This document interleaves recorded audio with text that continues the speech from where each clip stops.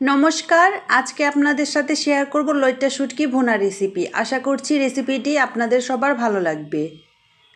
এর জন্য একটি কড়াইতে পরিমাণ মতো তেল দিয়ে দিতে হবে 1 কাপ পরিমাণ পেঁয়াজ কুচি। পেঁয়াজটা 2 মিনিটের মতো ভেজে নিতে হবে। এরপর দিয়ে দিতে হবে রসুন। এখানে আমি আস্ত রসুন দিয়ে দিচ্ছি।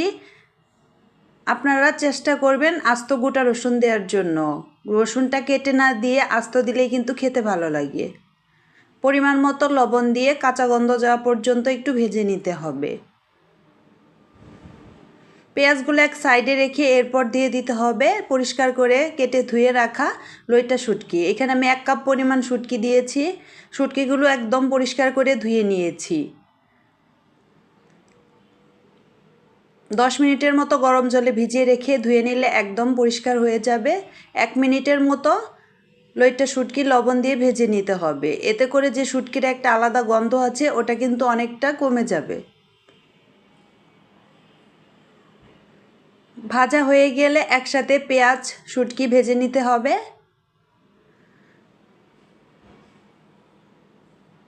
পরিমাণ মতো ভেজে নিয়ে এরপর দিয়ে দিতে হবে স্বাদ মতো মরিচের গুঁড়া। এখানে পছন্দ মতো মরিচের গুঁড়া দিয়ে দিতে হবে পরিমাণ মতো হলুদ গুঁড়া, পরিমাণ মতো ধনিয়া গুঁড়া, হাফ চা চামচের একটু কম ভাজা জিরার গুঁড়া।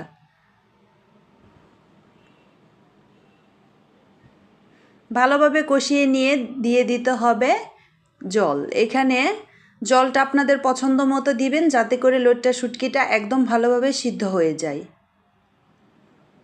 মিডিয়াম আঁচে বাকি রান্নাটা করে নিতে হবে। দিয়ে দিতে হবে কাঁচামরিচ। এখানে কাঁচামরিচ আমি মাঝখান দিয়ে ভেঙে দিয়েছি। এবার বাকি রান্নাটা করে নেব। ভিডিওটি যদি ভালো লেগে যায় একটি লাইক দিতে ভুলবেন না। এরকম আরও সহজ রেসিপি পেতে চাইলে চ্যানেলটি সাবস্ক্রাইব করে দিতে পারেন।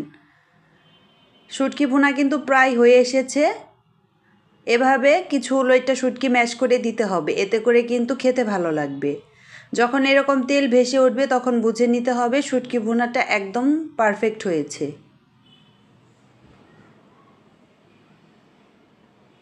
চলুন তাহলে আজকের মতো এখানেই বিদায় নিচ্ছি।